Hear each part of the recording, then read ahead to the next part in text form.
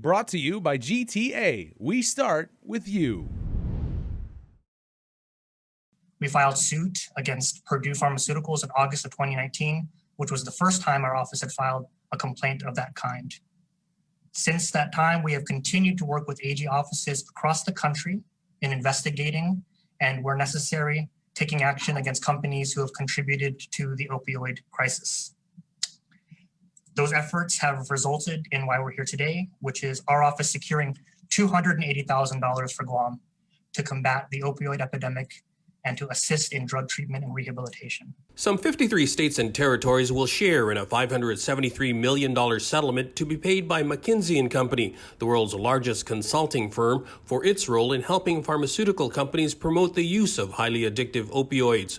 AG Camacho says $80,000 will be allocated for specific toxicology testing by the medical examiner to establish a baseline for opioid deaths. Right now, there are no stats. They only rely on arrests and voluntary treatment to gauge how bad the problem is. It's like using speeding tickets to figure out how many people on the island speed. It's a very limited number that we're capturing. Anecdotally, recent arrests involving thousands of pill confiscations suggest the problem is much larger. More specific data could translate into more money to combat the problem. There are proposals out there that the territories would get absolutely nothing because we don't have any metrics to explain just how bad the problem is here. So, going back to the importance of being in the room when these things are happening, and even just raising your hand and saying, "Hey, Guam here, we have an opioid problem too. Please don't forget about us."